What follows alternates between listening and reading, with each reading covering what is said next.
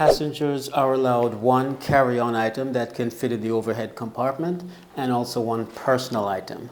So what I have in this shoulder bag are the irreplaceable things, the things that I'll need access to on a regular and continuing basis during the travel period, and things that are generally more valuable that I keep close to my person at all times. This is what goes underneath the seat in front of me as opposed to being in the overhead or checked.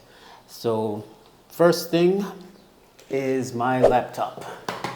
So I am a laptop type of person. I'm not a smartphone type person, so this is how I do my business. And then there is the smartphone. Generally, if you see me around Saipan, I won't ever have this with me unless I'm specifically on a tour. So it's as a safety precaution. But generally, I'm not attached to the cell phone. So when I leave my house, I keep it at home. But for travel purposes, as you know, your boarding pass, your COVID test results, your onward ticket, all of that information needs to be shown, and much easier to do it that way rather than to print it out. And I don't have a printer. So my smartphone as well, that's usually in my pocket, but I can keep that here as well. Let's see what else. My passport that we mentioned earlier, that's also generally on my person in my pocket. And some reading material. A friend of mine gave me a book, Mindfulness in Plain English, that I can use during the long layovers. I have a, let's see, mouse. It's more comfortable for me rather than the trackpad on the laptop. I have a USB dock. So there might be an occasion, my laptop has 2 USB ports. However, there may be things that I need to plug in, multiple items that I need to plug in that will exceed 2. So this is a port that allows 4 extra items with USB connections to be plugged into my laptop at the same time. So that's pretty valuable. I have another tripod that's primarily for the smartphone, but this will come in handy for taking photos along the way if there's no one I can ask to do it for me. And power supply for my laptop, headphones,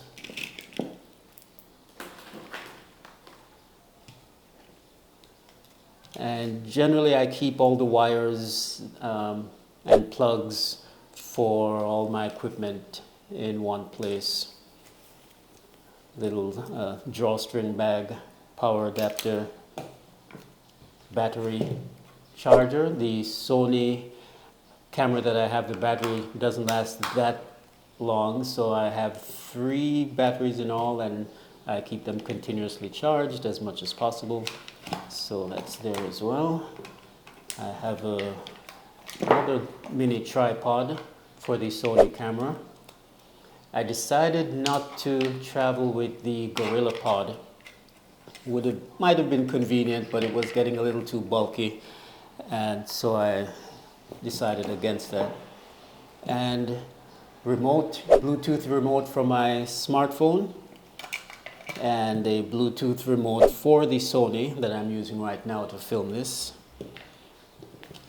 Extra SanDisk cards, memory cards. I have 2 extra ones, 64 gigabyte.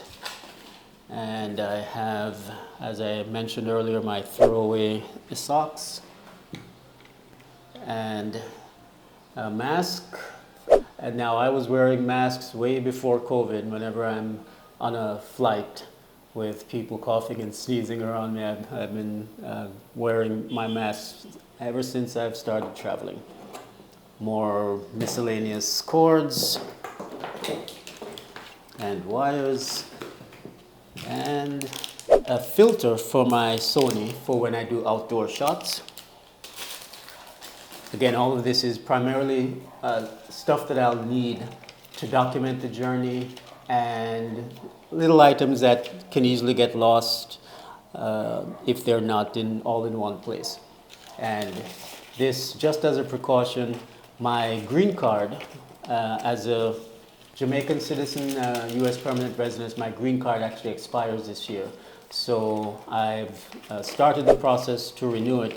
I don't anticipate being out of the U.S. in September when it expires, but in case I need to show anyone that the process renewal process has been initiated, I have this as well. And that's it. So those are all the things that I have, that I travel with as a nomadpreneur. I'm now Jamaican in Manila, and I will share with you next some of the things that I've bought since I've been here. As I mentioned, I may not have mentioned that I have a friend who has an empty condo here in Manila, so that's actually where I'm staying right now.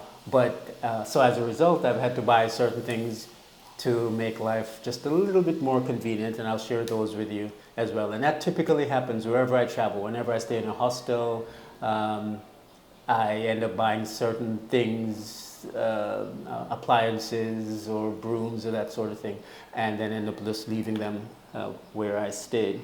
So I'll share those with you next. Hope this has been helpful in some way to give you some ideas and strategies for your travels, and I'll see you in the next video.